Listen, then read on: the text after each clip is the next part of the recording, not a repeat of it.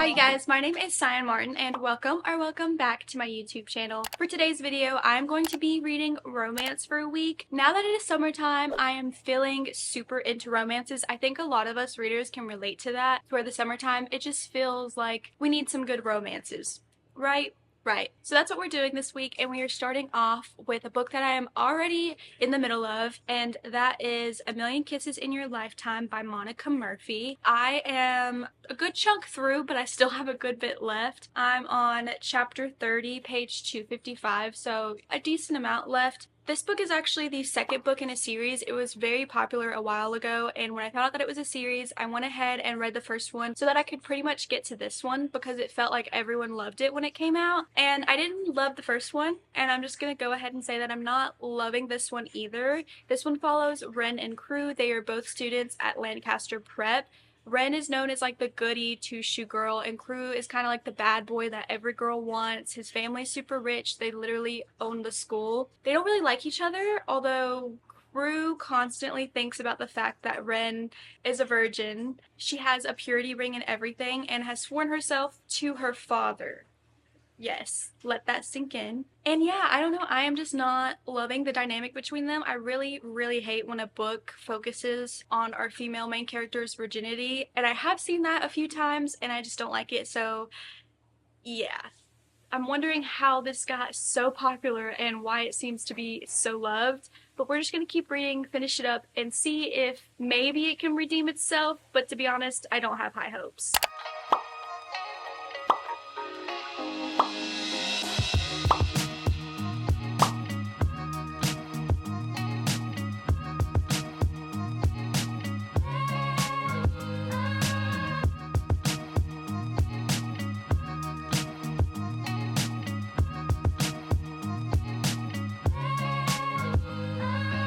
Okay, so last night I did end up finishing off A Million Kisses in Your Lifetime, and if I'm being honest, it is not my cup of tea. Like I said earlier, the whole virginity thing was just really weird to me. It was also very strange because these characters I just did not like. It felt really weird because Ren felt very juvenile and young and childlike, and then Crew, on the other hand, felt very old. He felt like a lot older than a 16-year-old, I think, or are they seniors? Either way, it felt way too old. They felt like they were grown-ups, and I didn't really love that. I get the reason why. It's because it's very Gossip Girly vibes, rich kids, glamorous lives, he takes a private jet somewhere, but I don't like that. And I also did not like how there's a teacher in here who has very inappropriate behavior, and for the longest time, it felt like everyone just kind of looked past that. Why? I don't know.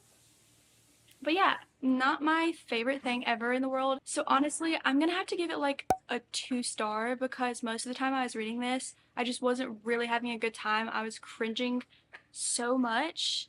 So yeah, I don't think I'm gonna continue on with the rest of the Lancaster Prep series. If you like it, no judgment towards you. Now it is time to pick out our second book, and I have chosen Swift and Saddled by Lila Sage. It's a fairly short book. It is a cowboy romance. I did read the first book in the series and I liked it. It was a good, fun time and a short little book, but the first one just wasn't my absolute favorite small town cowboy romance. I feel like they might be a little too short to really get a connection built with these characters, but I still enjoy them, so I do want to go ahead and read this one as well.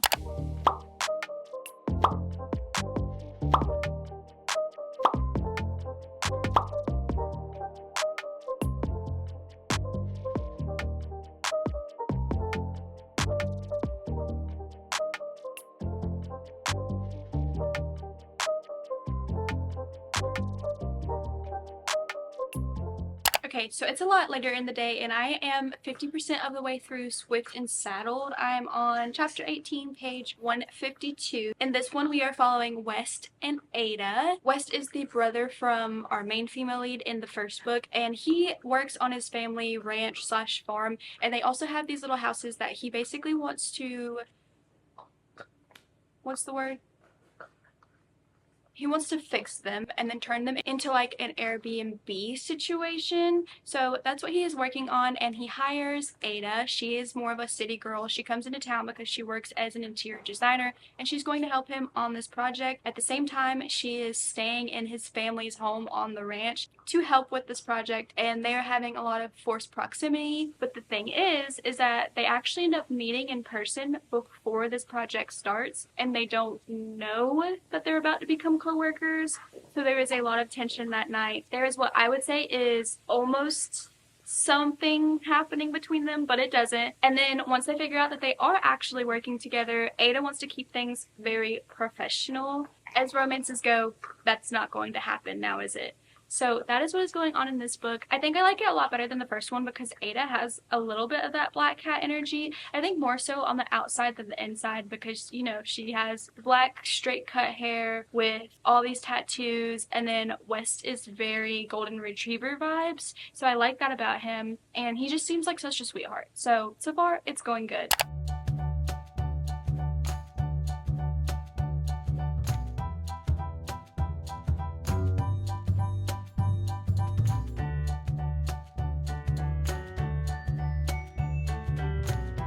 Hello everyone, so it is a good bit later, and I have finished Swift and Saddled. This book was good. I liked the ending. There is like a mini third act breakup, and I like the way it was resolved on West's part. I think he handled that very well. He's a very cute, sweet character, so I enjoyed that. It was a good read, like I said earlier, and like I say, and I'm realizing now a lot of my videos, it's just a fun, fast-paced, kind of cozy little read, and I enjoyed my time with it, so that's all I really have to say about it. But I am gonna give it 3.5 stars, I think, because, like I said, really good. I would recommend it, but it's not something where I am totally invested in these characters and I love them, and they're not gonna be on my noggin for a very long time, unlike other characters from other romances that I have read. I am sorry if you can hear my dogs playing right now, but there you have it. Those are my thoughts on this one.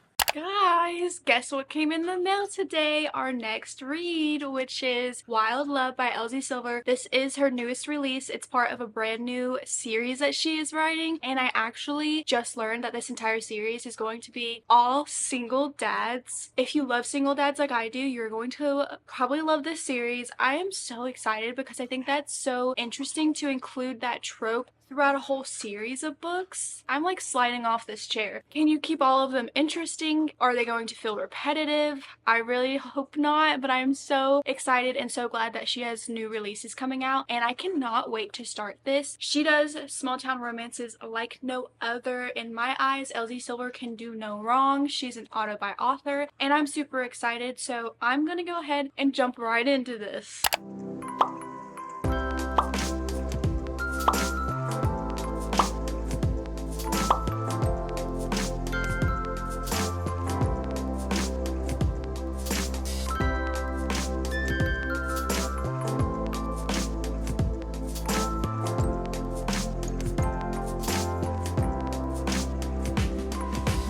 Good morning, everyone. So I have officially made it a little past, I would say, 50% through Wild Love. I am on chapter 25, page 230. This book is about Rosie and Ford. If you don't know, Ford is actually Willa's brother from the Chestnut Springs series. This is a spin-off series, so you do not have to read the Chestnut Springs series to read this one, but if you did read that series, there's the connection. And Ford grew up in the small town of Rose Hill, but he moved to the city, became this big music producer, and is now a billionaire. He is moving back to his hometown of Rose Hill, where he is going to start his own music production company inside of this little barn, which is cute, but like I can't picture a studio in a barn for some reason. My brain just can't compute the two together. Besides the point, Rosie is also moving back to Rose Hill because she is having kind of a hard time with her job, and she also is just feeling in a bit of a slump, shall we say. So she decides to move back home, and while she is there, she ends up getting a job as Ford's assistant, but at the same time, they are childhood friends. So they grew up together because he is best friends with her brother, and they have this kind of relationship where they're constantly bantering and bickering back and forth, and they kind of make fun of each other and like playfully pick on one another. So there's like a lot of tropes going on. But at the same time, like I said, Ford finds out that he is a father. And the way that comes about is very interesting. I have never seen that in a book so far, so I really like that. It's something new for me personally. I like the way that he finds out he is now a dad. I like the child. She's like, I think 12 or 13 or something like that. And she's not annoying whatsoever. I'm eating it up. It is really good. So I feel like it might also be a little bit of a bias because I just love Elsie Silver's writing so much that I don't think I will ever rate her books badly, and I'm having such a good time. It is exactly what I needed, exactly what I would expect, and I'm just so happy to be reading this right now. You have no idea. But yeah, that's really it. There is no but.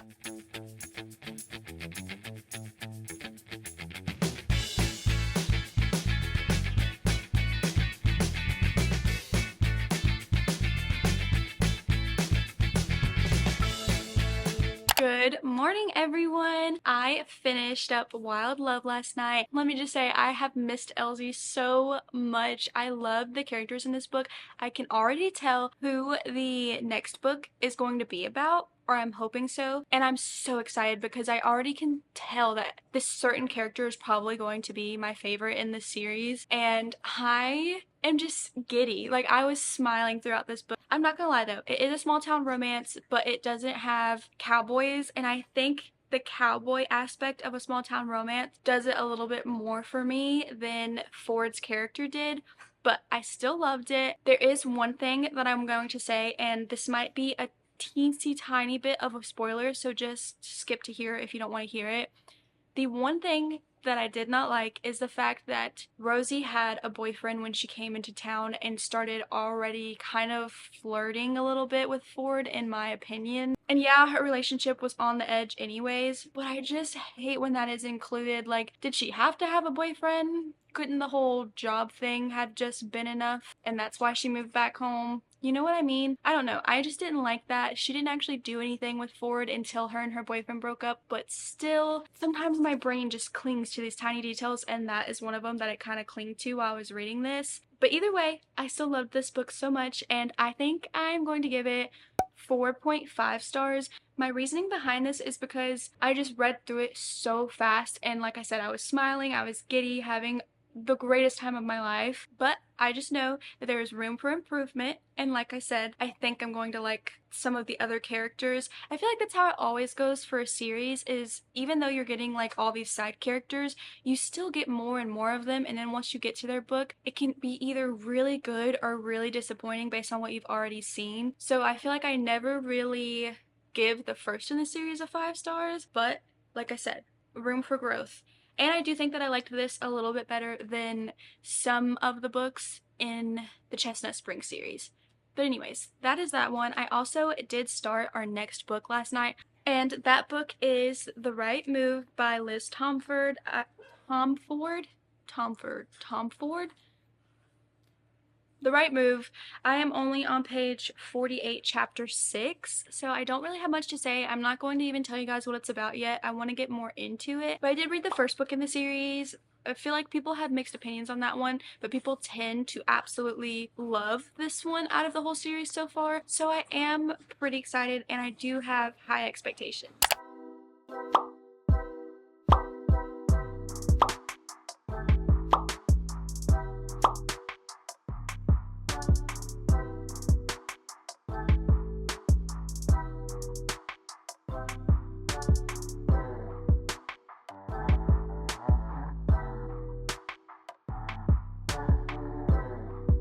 So I have now read about 50% of the way through The Right Move. I am on page 214, chapter 22, and in this book we are following Ryan Shea, who is our main character from the first book's brother. He is an NBA player in Chicago, and we are also following our main character from the first book's best friend. Indy is actually going through a breakup, so she finds herself needing a new place to stay, and as it turns out, Ryan has an extra room. So she ends up moving in with Ryan, and she has a wedding for one of her friends coming up, so she needs a date to kind of make her ex jealous.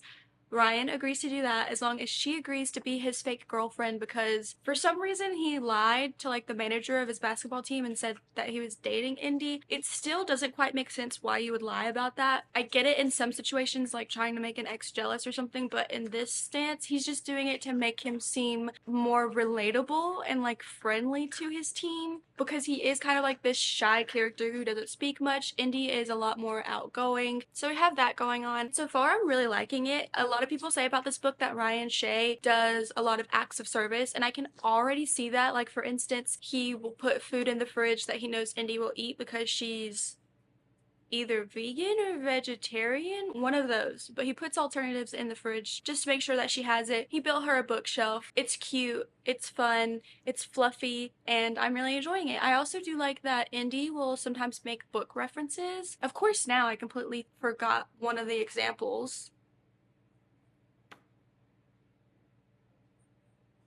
but she makes references to like tropes in books. That's what I'm getting at. But I'm enjoying it, so I'm going to keep reading and I will update you guys once I'm done.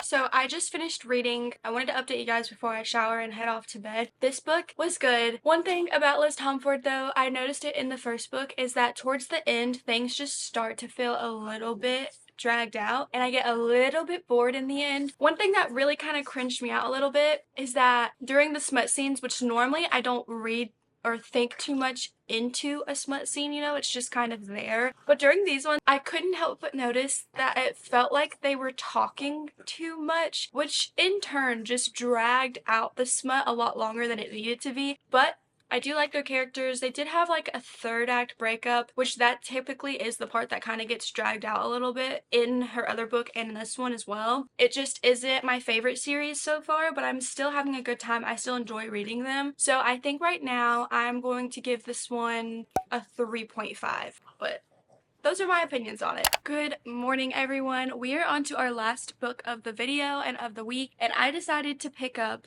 Just for the Summer by Abby Jimenez. I have actually not read a single one of her books, but she is a well-known and loved author, I feel like. I've never seen anything bad about any of her books, so I am excited to give it a try. This is her newest release as well, and it's just gonna be perfect for the summertime. It's literally called Just for the Summer, so I am excited to get into it. I don't know anything about it. I'm going into it completely blind, but I did see somewhere where the author said that this is going to be a heartbreaking story, so yay for that.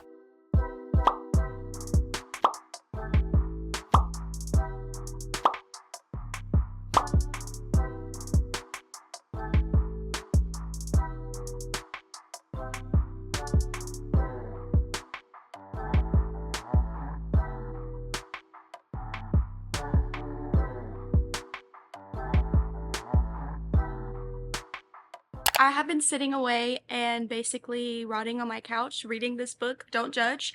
I am already 50% of the way through and I feel like time is just flying by while I'm reading this. I am on chapter 23, page 202. So we are following Justin and Emma.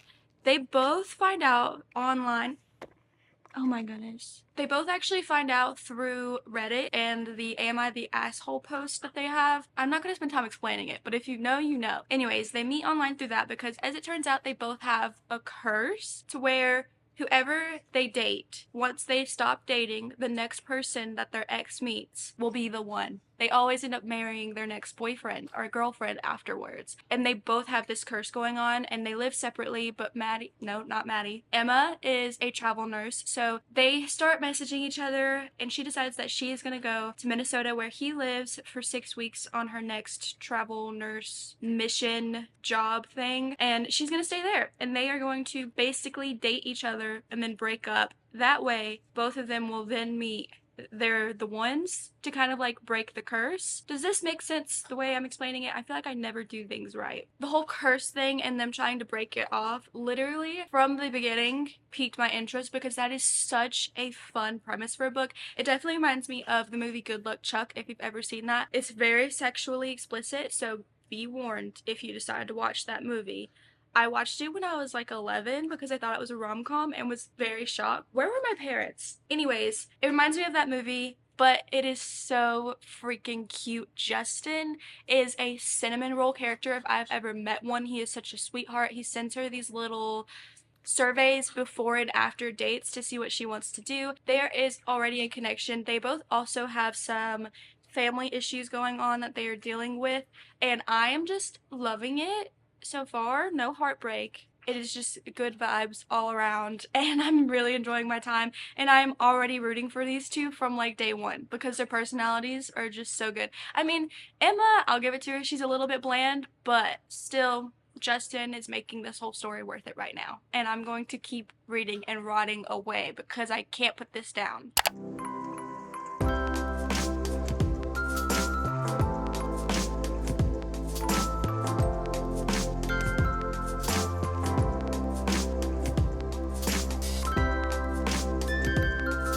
We need to have a little chat. Why did no one tell me how great this book was? Okay, Abby Jimenez's writing was so easy to read. I loved this entire thing. She did have me a little anxious at the end because for a moment there I was like, hold up. What if there's not a happy ending? I love this book. I need to calm down a little bit. So let's talk about why I loved it. Okay, the characters were amazing. There was really good banter. There was really good funny moments. Yes, they both had trauma with their families and everything, and that is what led to a little bit of their third act breakup, but it was just so amazing. I did cringe a little bit at the very end, if you know what I'm talking about, the epilogue, a little cringy in my opinion, but the rest of the book was amazing. I love Justin so much. Like I said earlier, and I'll say again, Emma, I could take her or leave her. But Justin was just, wow, amazing. Loved it so much. I need to read more Abby Jimenez books now. So of course I am going to give it 5 stars. Highly recommend. Read this book. Never read anything like it. I feel about this book the same way I feel about Ashley Poston's writing. They're different because Ashley Poston always has something magical going on. But both of them, the romance is good, the banter is good. You're just giggling and smiling the whole time you're reading it. And they also tend to have more emotional topics, like this one had the trauma that they were both dealing with and their issues. And Ashley Poston, usually her deeper emotional side of her books is grief. So actually, now I'm thinking about it, maybe they're not alike, but for some reason it just reminded me of that because I love her writing just as much as Ashley Poston's.